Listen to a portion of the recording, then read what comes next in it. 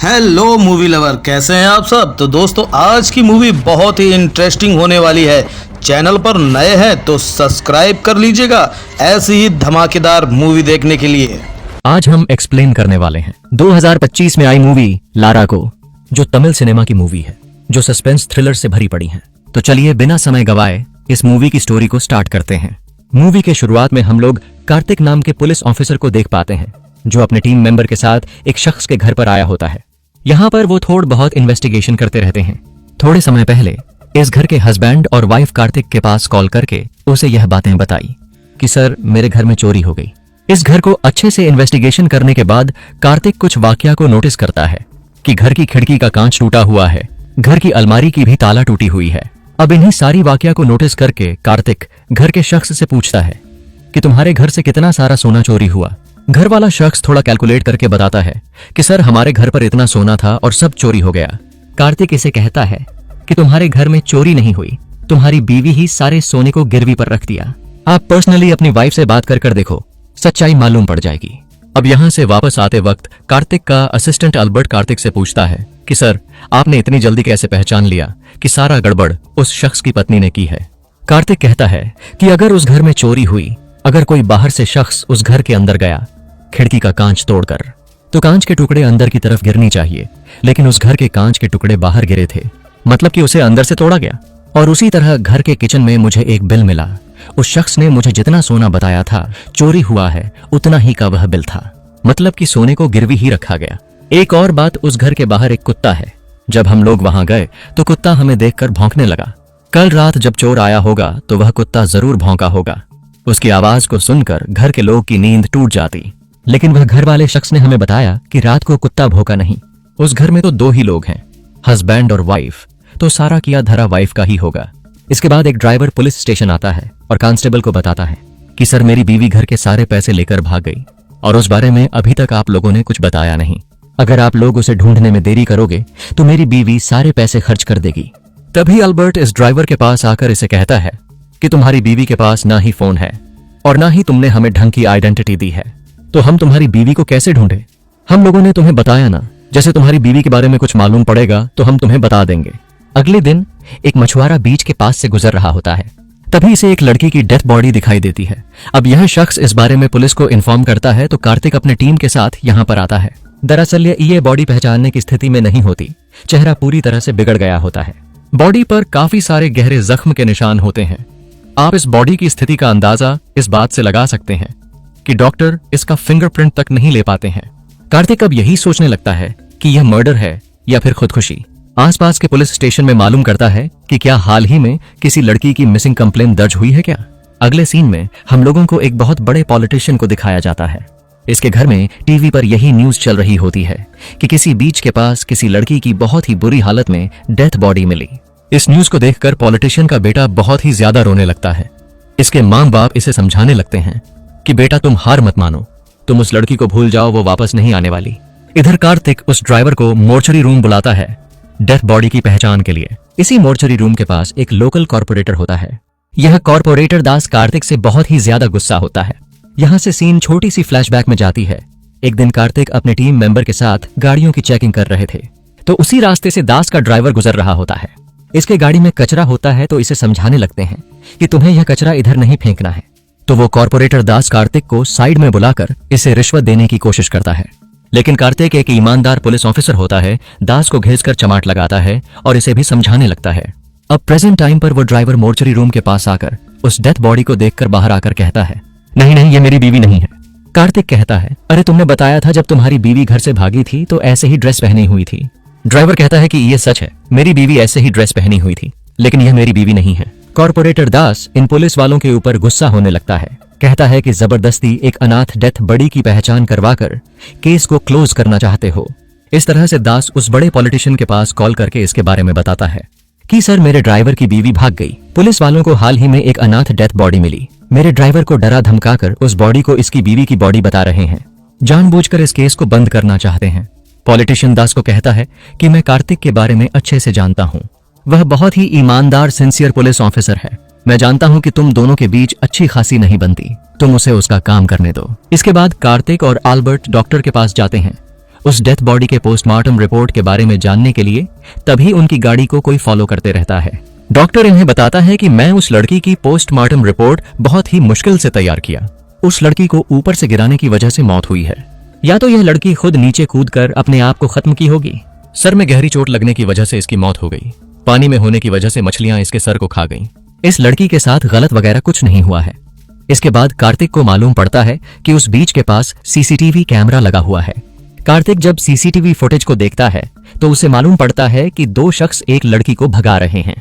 अपने team member को कहता है कि इन दोनों लड़कों के बारे में मालूम करो और उसके बाइक को भी ट्रेस करने के लिए कहता है। तभी एक पुलिस ऑफिसर कहता है कि सर, मैं इनमें से एक लड़के को जानता हूं, हाल ही में पुलिस स्टेशन आया था पासपोर्ट वेरिफिकेशन के लिए।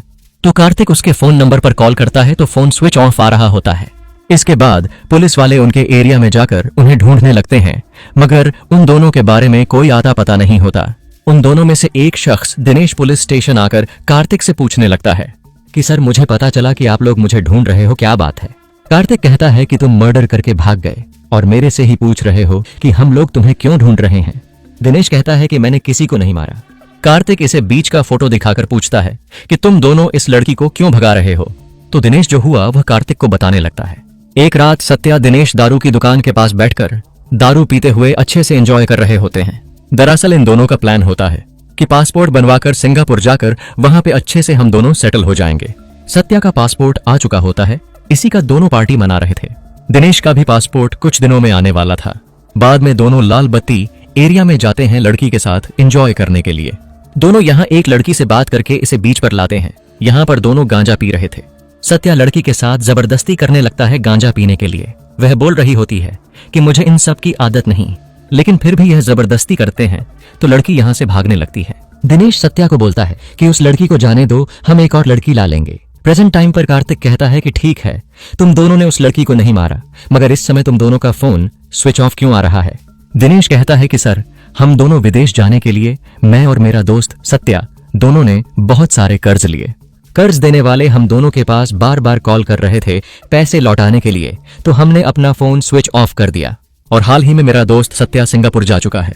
इसके बाद कार्तिक दिनेश को उस लड़की का एड्रेस बताने के लिए बोलता है। दिनेश कहता है कि सर, मुझे उस लड़की का एड्रेस तो नहीं मालूम, लेकिन हमने उस लड़की को जहां से पिक किया था मैं आपको वहां ले जा सकता हूं। अब इस तरह से पुलिस वाले दिनेश के साथ उस एड्रेस पर जाते हैं जहां पर पुलिस वाले कुछ लड़कियों से उस लड़की के बारे में पूछने लगते हैं। यहाँ मालूम पड़ता है कि 2 दिनों से वह लड़की यहाँ नहीं आई। कार्तिक उसके घर के बारे में मालूम करके उस लड़की के घर पर जाते हैं तो मालूम पड़ता है कि उस लड़की की एक बच्ची स्कूल जाने वाली है और उसी तरह उसकी एक बीमार रहने वाली बूढ़ी माँ भी है। इस लड़की की नाम होती है जया।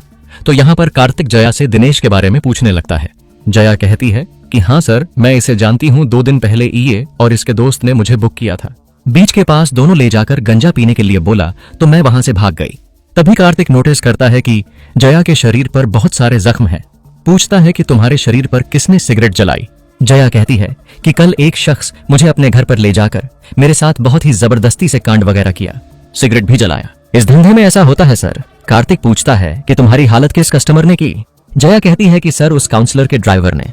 कार्तिक थोड़ा हैरान होता है कि वह ड्राइवर ऐसा गिरा हुआ इंसान है। इसके बाद कार्तिक दिनेश को पुलिस स्टेशन ले जाकर उस ड्राइवर की बीवी की फोटो को दिखाकर इसे पूछने लगता है कि क्या तुम इस लड़की को जानते हो? दिनेश कहता है कि नहीं सर, मैं इस लड़की को कभी नहीं देखा। इसके बाद दिनेश पुलिस स्टेशन से बाहर आकर अपने दोस्त सत्या के पास कॉल करके कहता है कि भाई, हम दोनों बहुत बड़ी मुसीबत में फंसने वाले हैं। दिनेश की बातें कार्तिक चोरी छिपे सुन रहा होता है। यही सोच रहा होता है कि आखिर यह किसे बात कर रहा है।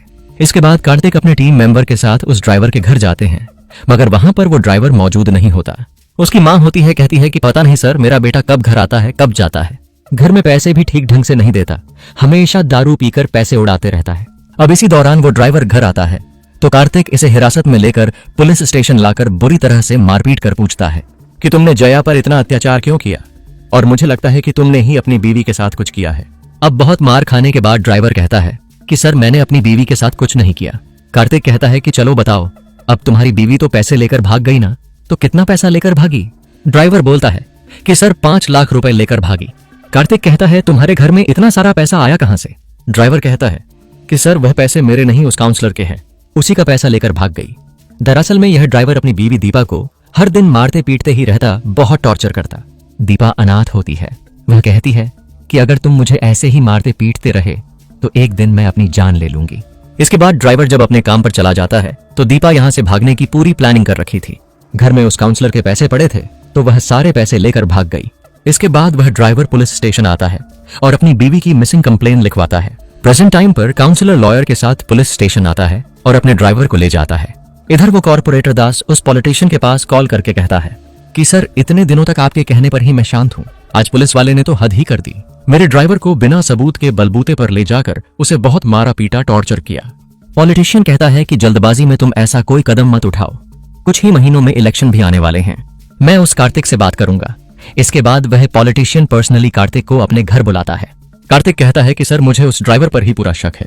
पॉलिटिशियन कहता है कि कार्तिक, तुम शक के आधार पर किसी को भी टॉर्चर नहीं कर सकते, गिरफ्तार नहीं कर सकते। तुम्हारे पास तो कोई ना सबूत है ना गवाह है, सिंपल सी बात, उस केस को तुम क्लोज कर दो। इधर कार्तिक का टीम मेंबर एल्बर्ट उसी ड्राइवर को फॉलो करते रहता है। तभी इसी रास्ते में अल्बर्ट को दिनेश का फ्रेंड सत्या नजर आता है। अल्बर्ट जल्दी से कार्तिक के पास कॉल करता है, कहता है कि सर, जब मैं उस ड्राइवर को फॉलो कर रहा था तो उस एरिया में मुझे सत्या नजर आया।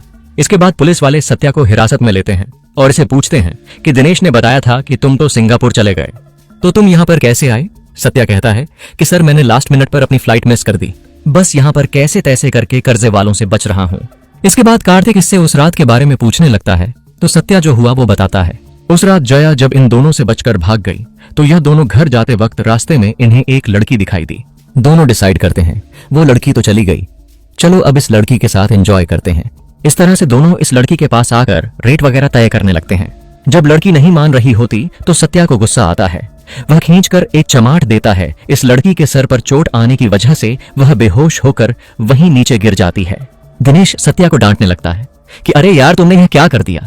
अब इस लड़की को दोनों यहाँ ना छोड़कर एक गोडाउन पर लाकर रख देते हैं। दिनेश सत्या पर गुस्सा हो रहा होता है कि हम दोनों सिंगापुर जाने वाले हैं, अगर इस बारे में पुलिस को मालूम पड़ गई तो हमारा पासपोर्ट वीजा सब रद्द हो जाएगा। थोड़ी देर के बाद लड़की जब होश में आती है तो दोनों इस लड़की से माफी मांगने लगते हैं कि हम दोनों ऐसा वैसा आदमी नहीं है, हमें लगा कि तुम प्रोस्टिट्यूट हो इसलिए हमने तुम्हारे साथ ऐसा किया। वह लड़की कहती है कि तुम दोनों की वजह से मेरा इंपॉर्टेंट काम मिस हो गया, अब जब तक मैं यहाँ पर हूँ तब तक तुम दोनों मेरा ख्याल रखो। उसी समय पुलिस वाले सत्या के पास कॉल करते हैं पासवर्ड वेरिफिकेशन के लिए। दिनेश सत्या को कहता है कि अगर यह लड़की बाहर जाकर हमारे बारे में पुलिस को बता दिया तो हम दोनों सिंगापुर कभी नहीं जा पाएंगे, तो अब हम दोनों को ही इस लड़की की देखभाल करनी होगी। इस तरह से दिनेश सत्या दोनों इस लड़की की देखभाल अच्छे से कर रहे होते हैं, वही गो डाउन में रखकर। कुछ दिनों के बाद दोनों के पैसे खत्म हो जाते हैं तो इस लड़की को बोलते हैं कि हमारे पास पैसे नहीं, अगर तुम्हारे पास कुछ पैसे हो तो हमें दे दो। तब जाकर वह लड़की अपने बैग से थोड़े पैसे निकालकर इन्हें देती है और यह पैसे इंडियन नहीं होते, तो इन्हीं पैसों को एक्सचेंज करने के लिए सत्या बाहर गया था और पुलिस वालों ने इसे गिरफ्तार कर लिया। और यहीं पर हम लोगों को यह सच्चाई मालूम पड़ती है कि यह लड़की कोई और नहीं उस ड्राइवर की बीवी है जिसने उस काउंसलर के सारे पैसे लेकर भाग गई। दरअसल दीपा सारे पैसे एक्सचेंज करके यहाँ से कहीं दूर भागना चाहती है, लेकिन इन दोनों की वजह से वह यही फंस गई। इसके बाद दोनों कार्तिक को लेकर दीपा के पास आते हैं तो दीपा यहाँ सुरक्षित होती है। दीपा को देखकर कार्तिक शॉक्ड होता है, कहता है कि तुम्हारा पति तुम्हें ढूंढकर परेशान हो रहा है और तुम्हारी वजह से उस काउंसलर से मेरा झगड़ा चल रहा है, चलो मैं तुम्हें तुम्हारा पति के पास ड्रॉप करता हूँ। दीपा कार्तिक के सामने हाथ पांव जोड़ने लगती है कि नहीं नहीं सर, आप मुझे छोड़ दीजिए, मैं कहीं दूर जाकर अपनी जिंदगी गुजार लूंगी। दीपा कार्तिक को कुछ बातें बताती है कि हर रात वो ड्राइवर और वो काउंसलर दास दीपा के साथ अत्याचार करते हैं। दोनों की सपोर्ट ड्राइवर की मां भी करती है, जिस वजह से दास उस औरत को कुछ पैसे भी दिया करता था। दीपा का पति का टॉर्चर हद से ज्यादा हो गया तो दीपा कुछ पैसे लेकर घर से भाग गई, लेकिन मुझे नहीं मालूम था कि उस बैग में इंडियन करेंसी नहीं दूसरी करेंसी है। अब यह सच्चाई जानकर कार्तिक यही सोचने लगता है कि अब इस दीपा को इसके पति के पास नहीं भेज सकते और ना ही उस काउंसलर के पास। कहता है कि चलो ठीक है, उस पॉलिटिशियन से ही इसका हाल पूछते हैं। दीपा कहती है कि नहीं नहीं सर, उस पॉलिटिशियन के पास तो मुझे हरगिज मत ले जाइए। और इस तरह से दीपा एक और सच्चाई कार्तिक को बताती है कि दीपा जब पैसे लेकर भाग रही थी तो वह एक ब्रिज के पास आई थी, तो उस ब्रिज से वो पॉलिटिशियन किसी लड़की की डेथ बड़ी नीचे फेंक दी पानी में।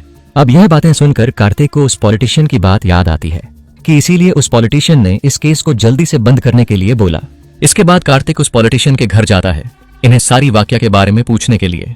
इस पॉलिटिशियन के इकलौता बेटा होता है धीरज, जिसे हम लोगों ने मूवी के स्टार्टिंग में देखा था ना, जो न्यूज देखकर रो रहा था।